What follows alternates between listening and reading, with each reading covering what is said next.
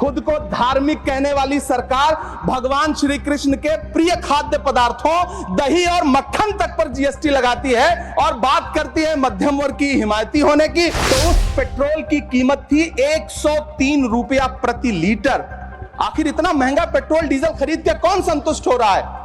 इस देश के गरीब लोग या फिर सरकार के चहेते धन्ना सेठ? कभी सुदामा पांडे धूमिल जी ने कहा था कि एक आदमी रोटी बेलता है, एक आदमी रोटी खाता है, एक तीसरा आदमी भी है जो न रोटी बेलता है न रोटी खाता है, वो सिर्फ रोटी से खेलता है। वो तीसरा आदमी कौन है? मेरे देश की संसद मौन है। काश ये बजट किसान नेता जगजीत डल्लेवाल की टूटती हुई सांसों की पीड़ा सुन पाता। प्रतापगढ़ी जी 15 मिनट। धन्यवाद सभापति महोदय। कभी सुदामा पांडे धूमिल जी ने कहा था कि एक आदमी रोटी बेलता है, एक आदमी रोटी खाता है, एक तीसरा आदमी भी है जो न रोटी बेलता है न रोटी खाता है, वो सिर्फ रोटी से खेलता है। वो तीसरा आदमी कौन है? मेरे देश की संसद मौन है। सभापति महोदय, वो भी क्या दिन थे जब संसद में देश का बजट पेश होता था तो देश की सड़कें ठहर जाया करती थीं। रेल बजट पेश होता था तो लोगों की उम्मीदें रेल के डिब्बों की तरह पटरियों पर दौड़ने लगती थीं। पूरा देश धड़कने रोक करके वित्त मंत्री और रेल मंत्री को सुना करता था। अफसोस, अब बजट पेश हो जाता है, मीडिया चैनल सरकार का महिमा मंडन करते हैं और बेचारी जनता बजट के आंकड़ों के शब्द जाल में उलझी हुई महीनों बाद समझ पाती है कि उसका तो फिर से कट गया। सभापति महोदय, पिछले 2 साल अमृतकालीन बजट पेश किए गए और इस बार एक नई शब्दावली गढ़ी गई है, तुष्टीकरण बनाम संतुष्टीकरण का बजट। सभापति महोदय, सुनने में कितना अलंकारिक लगता है ये शब्द। सोच रहा हूं देश की वित्त मंत्री और प्रधानमंत्री जी से पूछूं कि आखिर किसकी संतुष्टि? जिस बजट में मनरेगा के लिए 1 रुपए की बढ़ोतरी ना हो, वही पुराना 86,000 करोड़, जबकि पहले ही 9,754 करोड़ का घाटा हो, जिस मनरेगा से करोड़ों मजदूरों के घर में चूल्हा जलता हो, उस मनरेगा में काम करने वाले गरीब मजदूरों के लिए अगर आपके खजाने से 1 रुपया भी इजाफी नहीं निकल सका तो भला कौन संतुष्ट हुआ साहब? इस देश का गरीब मजदूर या आपके उद्योगपति दोस्त? वो जो महाराष्ट्र में लोकसभा और विधानसभा के बीच में 40 लाख मतदाता बढ़ाए गए थे, अरे उन्हीं के लिए मनरेगा का थोड़ा सा बजट बढ़ा देते। क्या उसमें मनरेगा का एक भी मजदूर नहीं था 40 लाख लोगों में? सारे के सारे 12 लाख की छूट वाले से आगे के लोग थे। सभापति महोदय, कल जब वित्त मंत्री जी देश की संसद में भाषण दे रही थी तो वहां मुंबई में कोई गरीब इंसान जब अपनी जेब टटोल करके अपनी मोटरसाइकिल में 1 लीटर पेट्रोल भरवा रहा था तो उस पेट्रोल की कीमत थी 103 रुपया प्रति लीटर। आखिर इतना महंगा पेट्रोल डीजल खरीद के कौन संतुष्ट हो रहा है? इस देश के गरीब लोग या फिर सरकार के चहेते धन्ना सेठ? सभापति महोदय, वित्त मंत्री जी इस बजट को मध्यम वर्ग को संतुष्ट करने वाला बजट बता रही हैं।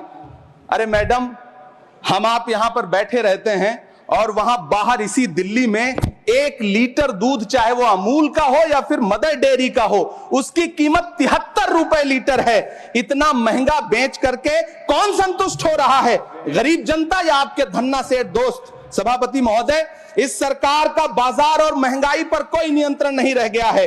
चाहे देश में लहसुन 400 रुपए किलो बिक जाए, टमाटर 100 रुपए किलो बिक जाए, प्याज का दाम सुनकर आंखों में आंसू आ जाए, लेकिन वित्त मंत्री महोदया बजट में महंगाई का मां भी नहीं बोलती हैं। बच्चों की किताब और पेंसिल तक पर टैक्स लगाने वाले सरकार से मैं पूछना चाहता हूं कि आप मध्यम वर्ग का हितैषी बताते हैं, खुद को तो शर्म नहीं आती है? खुद को धार्मिक कहने वाली सरकार भगवान श्री कृष्ण के प्रिय खाद्य पदार्थों दही और मक्खन तक पर जीएसटी लगाती है और बात करती है मध्यम वर्ग की हिमायती होने की। जिंदा रहते हुए जनता से हर चीज पर टैक्स वसूलने वाली यह सरकार कम से कम मरने पर तो लोगों को बख्श देती, लेकिन नहीं, वहां भी लूटना है। अंतिम संस्कार के सामान, अगरबत्ती, धूप बत्ती, केवड़ा जल, चंदन पाउडर, जौ, बताशा, काला तिल, पंचरत्न, कपूर और कफन तक पर टैक्स लेने वाली यह सरकार किस मुंह से खुद को मध्यम वर्ग का हितैषी बताती है? कौन सी संतुष्टि, किसकी संतुष्टि? कदम कदम पर टैक्स देकर लुटने वाली जनता की, या फिर जनता से टैक्स वसूल करके धन्ना सेठों का खजाना भरने वाली सरकार की? किसकी संतुष्टि? सभापति महोदय, 18 अगस्त 2015 आरा का बिहार का ऐतिहासिक मैदान, सजा हुआ मंच, हजारों की भीड़ और सामने खड़े हुए देश के प्रधानमंत्री का भाषण। बिहार के भाइयों बहनों, आज मैं बिहार के लिए पैकेज की घोषणा कर रहा हूं। 50,000 करोड़ कर दूं कि ज्यादा कर दूं? अखिलेश भाई, 60,000 करोड़ कर दूं कि ज्यादा कर दूं? 70,000 करोड़ कर दूं कि ज्यादा कर दूं? 80,000 करोड़ कर दूं कि ज्यादा कर दूं? चलो, मैं बिहार को 1.25 लाख करोड़ का पैकेज दे रहा हूं। 10 साल हो गए सभापति महोदय, वही ढाक के 3 पात। बिहार आज भी विकास की बाट जोह रहा है। भाषण आज भी प्रधानमंत्री जी के यूट्यूब चैनल पर सुना जा सकता है। जो झूठ बोल के करता है मुतमईन सबको, वो झूठ बोल के खुद मुतमईन नहीं होता। सभापति महोदय, ये तो राहुल जी का असर है। कौन सा शब्द सर, कौन सा शब्द? झूठ। ठीक है सर, मिथ्या बोल करके, जो मिथ्या बोल के करता है मुतमईन सबको, वो मिथ्या बोल के खुद मुतमईन नहीं होता। ये राहुल जी का असर है। जो मखाना बोर्ड की घोषणा हुई, अखिलेश जी आपको याद होगा, भारत जोड़ो न्याय यात्रा में 30 जनवरी 2024 को बिहार के रंगभूमि मैदान में राहुल गांधी जी का पूर्णिया में भाषण था और उसमें मखाना को लेकर उन्होंने आवाज उठाई थी। ये उनका असर है कि आपको मखाना बोर्ड बनाना पड़ा, वरना तो आप मैखाना बोर्ड बनाने वाले लोग हैं। सभापति महोदय, बिहार को झूठे पैकेज और चुनावी दिलासे देना बंद करिए। आज भी जब कोसी में बाढ़ आती है तो पूरा सीमांचल बर्बाद हो जाता है। मैंने उस तबाही को अपनी आंखों से देखा है। 2016-17 की बाढ़ में अपने इन्हीं हाथों से राहत सामग्री बांटी है मैंने। अगर सच में बिहार के लिए कुछ करना चाहते हैं तो बिहार को बाढ़ से बचाने का प्रबंध करिए। पूर्णिया एयरपोर्ट 10 साल से बाट जो रहा है, घोषणा 2014 में हुई, बन के आज तक तैयार नहीं हुआ। अलीगढ़ मुस्लिम विश्वविद्यालय का किशनगंज सेंटर बजट के अभाव में दम तोड़ता जा रहा है। मैंने पिछले बजट सत्र में भी आवाज उठाई थी। आज फिर वित्त मंत्री जी से अनुरोध करना चाहता हूं, दामन फैला करके, कि अलीगढ़ मुस्लिम विश्वविद्यालय का किशनगंज सेंटर बन जाने दीजिए। आखिर कौन सी नफरत है? यह मुल्क हमारा भी है। इस मुल्क की मिट्टी में हमारा भी खून पसीना शामिल है। हमसे इतनी भी क्या नफरत? रिश्तों की ये नाजुक डोरें तोड़ी थोड़ी जाती हैं। अपनी आंखें दुखती हो तो फोड़ी थोड़ी जाती हैं। सभापति महोदय, अल्पसंख्यक मंत्रालय का बजट काटकर मौलाना आजाद नेशनल फेलोशिप बंद कर देना, प्री मैट्रिक स्कॉलरशिप बंद कर देना, नई मंजिल योजना बंद करना, धरोहर योजना बंद करना। 2024-25 के बजट में माइनॉरिटी मिनिस्ट्री के लिए 3,183 करोड़ रुपए की घोषणा हुई, लेकिन देश को हैरत होगी कि बाद में समीक्षा करके लगभग आधा कर दिया गया, 1,868 करोड़ रुपए। मैं तो सरकार से पूछना है कि कौन संतुष्ट हुआ? इस देश का अल्पसंख्यक संतुष्ट हुआ या आप संतुष्ट हुए? किसका संतुष्टीकरण? सभापति महोदय, मैं प्रधानमंत्री जी से कहना चाहता हूं कि आप ही ने 1 मार्च 2018 को किंग अब्दुल्ला को, जॉर्डन के किंग अब्दुल्ला को मेहमान बना करके इसी दिल्ली में एक कॉन्फ्रेंस में कहा था कि मैं मुसलमानों के एक हाथ में कंप्यूटर और दूसरे हाथ में कुरान देना चाहता हूं। कंप्यूटर देने की बात तो छोड़िए, पढ़ाई के लिए जो स्कॉलरशिप मिल रही थी उसको भी छीन लिया आपने। किसको संतुष्ट करने के लिए? हम समझते हैं इस साजिश को। आप माइनॉरिटी मिनिस्ट्री का बजट काटते काटते एक दिन मिनिस्ट्री को ही बंद कर देना चाहते हैं। वो जहर देता तो सबकी नजर में आ जाता, सो ये किया कि हमें वक्त पर दवाएं न दी। सभापति महोदय, मैं तो वित्त मंत्री जी से पूछना चाहता हूं आपके माध्यम से कि शायद आपको पता ही नहीं है कि गृहस्थी चलाने वाली एक गृहिणी की मुश्किलें क्या क्या होती हैं। आपने कभी सोचा भी नहीं होगा कि जब वो किचन में सब्जी बनाने के लिए कड़ाई में तेल डालती है तो उसके साथ उसके आंसू भी गिरते हैं। सभापति महोदय, शायद उन्हें पता भी ना हो कि एक छोटी सी गाड़ी और एक छोटे से फ्लैट का ईएमआई भरने के बाद इस देश का एक गरीब इंसान जब अपने बच्चों की फीस भरने के बारे में सोचता है तो उसे कितनी खुशियों का गला घोंटना पड़ता है। शायद उनको पता भी नहीं है कि फसल बेच करके बिटिया की शादी का सपना सजाने वाला किसान जब अपनी फसल बर्बाद देखता है तो कितनी रातें सो भी नहीं पाता है। सभापति महोदय, शायद वो कभी इस पीड़ा को समझ ही नहीं पाएंगी कि परिवार के किसी एक सदस्य को कैंसर जैसी बीमारी हो जाए तो घर और जमीनें गिरवी रख उठती हैं लेकिन इलाज नहीं हो पाता। सभापति महोदय, इसी देश की संसद में कभी स्वर्गीय सुषमा स्वराज जी ने कहा था कि जब देश की करेंसी गिरती है तब देश की प्रतिष्ठा गिरती है। एक तरफ कोलंबिया जैसा छोटा सा देश और उसके प्रधानमंत्री गुस्तावो पेत्रो खड़े हैं, जो कोलंबिया के नागरिकों को हथकड़ी लगाकर लाने वाले जहाज को अमेरिका बैरंग वापस लौटा दे रहे हैं, और दूसरी तरफ हमारे प्रधानमंत्री जी खड़े हैं जो बेड़ी और हथकड़ी लगा करके लाए गए बेटों के अपमान पर एक शब्द नहीं बोल रहे। सभापति महोदय, मैं इतिहास के पन्ने पलट रहा हूं, मुझे दो किरदार याद आ रहे हैं। एक तरफ निक्सन के 7वें बेड़े की धमकियों के सामने लोहे की तरह अडिग इंदिरा गांधी खड़ी हैं, तो दूसरी तरफ खुद ही नमस्ते ट्रंप का नारा लगाते हुए प्रधानमंत्री जी खड़े हैं। मेरे कानों में सुषमा स्वराज जी की आवाज गूंज रही है। बहुत कम बोलने वाले डॉक्टर मनमोहन सिंह ने बहुत ज्यादा बोलने वाले प्रधानमंत्री जी को जब देश की बागडोर सौंपी थी तो $1.58 का था, आज 85 से 87 के बीच में झूल रहा है। इन दिनों रुपए की अहमियत गिरती है तो न तो देश की प्रतिष्ठा गिरती है, ना प्रधानमंत्री की गरिमा। जिस देश में 80 करोड़ लोगों को 5 किलो राशन के लिए कतारों में लगना पड़ता हो, उस देश में यह सरकार 12 लाख तक के टैक्स न लेने के लिए अपनी पीठ थपथपा रही है।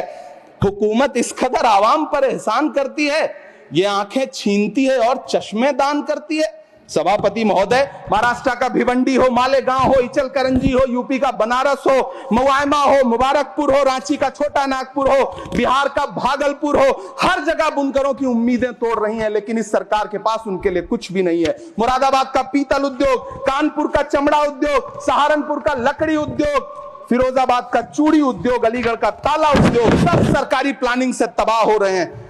इन तमाम के बीच सरकारी सपोर्ट से बस एक उद्योग फल फूल रहा है, नोएडा का नफरत उद्योग। सभापति महोदय, जिस देश में 40 से 45% मेडिकल फैकल्टी की सीट खाली हो, वहां बजट में 75,000 नए मेडिकल सीट्स का ऐलान हो रहा है। सरकार बहादुर, कम से कम इस देश के पढ़े लिखे युवाओं को तो मूर्ख समझना बंद करिए। वो अब तिजारती पहलू निकाल लेता है। पहले 7500 मेडिकल सीट्स बाद में बनाइएगा, पहले जो एम्स में 2161 पद खाली पड़े हैं उनको तो भर दीजिए।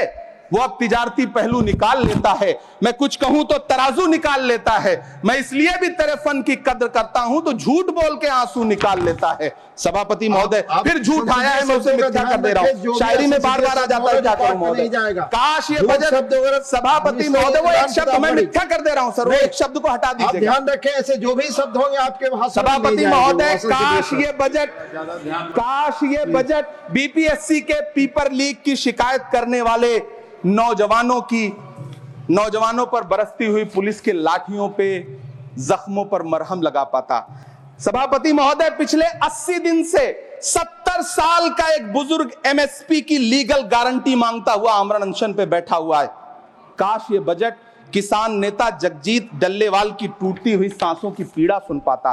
काश ये बजट प्रतियोगी परीक्षाओं की तैयारी के लिए दिल्ली, कोटा, पटना, अहमदाबाद जैसे शहरों में, इलाहाबाद जैसे शहरों में किताबों के साथ गल रहे युवाओं के सपनों को जिंदगी दे पाता। काश ये बजट वंदे भारत के सुनहरे विजुअल के बजाय देश की गरीब जनता को कुछ और पैसेंजर ट्रेनें दे पाता। काश ये बजट सीनियर सिटीजन को ट्रेन टिकटों में मिलने वाली रियायतें वापस लौटा पाता, जिनको सरकार ने कोविड के नाम पे छीन लिया था। काश ये बजट किसानों की राह में कीले नहीं बल्कि कालीन बिछाने वाला बन पाता। काश ये बजट सरकारी मालिकों को यह समझा पाता कि नेहरू को कोसने से अर्थव्यवस्था नहीं सुधरेगी, उसके लिए डॉक्टर मनमोहन सिंह साहब की अर्थ नीति अपनानी पड़ेगी। पिछले 11 साल से नेहरू जी को कोस रहे हैं, आखिर कब तक कोसिएगा? थोड़ा पंडित नेहरू जी के बारे में पढ़िए, तब पता चले कि पंडित नेहरू की शख्सियत का नाम है। दुनिया का पहला ऐसा राजनेता जिसने अपनी जिंदगी की आजादी के लिए, देश की आजादी के लिए 3259 दिन अंग्रेजों की जेल में बिताए। पंडित नेहरू एक ऐसे महान शख्स जिनके पिता पंडित मोतीलाल नेहरू, जिनकी बहन विजय लक्ष्मी पंडित, जिनके बहनोई पंडित रंजीत सीताराम, जिनकी बेटी इंदिरा गांधी, जिनके दामाद फिरोज गांधी, सब ने अंग्रेजों से लड़ते हुए स्वतंत्रता आंदोलन में जेल काटी। आप किस मुंह से उनकी लकीर छोटी करने की बात करते हैं? नहीं कर पाइएगा, 7 जन्मों में नहीं कर पाइएगा, क्योंकि जिस्म की मौत कोई मौत नहीं होती है। जिस्म मिट जाने से इंसान नहीं मर जाते, धड़कने रुकने से अरमान नहीं मर जाते, सांसें थम जाने से ऐलान नहीं मर जाते। जिस्म की मौत कोई मौत नहीं होती है। सभापति महोदय, मैं आपके सामने खड़ा होकर के एक बहुत छोटी सी कहानी सुनाना चाहता हूं कि महान बादशाह सिकंदर ने जब यूनान फतेह किया तो जीत का जश्न मनाने के लिए शहर की सड़कों पर निकला। तो उसने देखा कि पूरा शहर तो जश्न मना रहा है, एक फकीर सड़क के किनारे चादर तान के सो रहा है। सिकंदर को गुस्सा आया, घोड़े से उतरा, उस फकीर के पास गया और उसे सोता देख करके उसे जोर की एक लात मारी और लात मार के कहा कि क्यों रे फकीर, मैंने यूनान फतेह कर लिया, लोग जश्न मना रहे हैं और तू सो रहा है। उस फकीर ने उन्नीदी आंखों से सिकंदर को देखा और देख करके कहा कि शहर जीतना बादशाहों का काम है, लेकिन लात मारना तो गधे का काम है। सभापति महोदय, गरीब जनता को लात मारना बंद करिए। ये अमीरों के लिए बनाया गया बजट है, ये निराशाजनक बजट है। हम अमृतकाल सुनते आ रहे थे, ये अमृतकाल इतनी जल्दी समाप्त हो गया कि अब अमृतकाल का कोई नाम तक नहीं लेना चाहता है। इसलिए मैं इस सदन में खड़ा होकर के देश की वित्त मंत्री महोदया से कहना चाहता हूं कि आपने अल्पसंख्यकों के बजट में जो कटौती की है उसको बहाल करिए। आपने मनरेगा को जो स्थिर रखा है उसका घाटा 9,754 करोड़ है, कम से कम उतना बढ़ा करके फिर से उसे बहाल करिए। नौजवानों के लिए रोजगार दीजिए, किसानों को एमएसपी की लीगल गारंटी दीजिए। यही मैं आपसे अपील कर रहा हूं। धन्यवाद सर, आपने इतना जो समय दिया उसके लिए शुक्रिया। माननीय श्री बाल योगी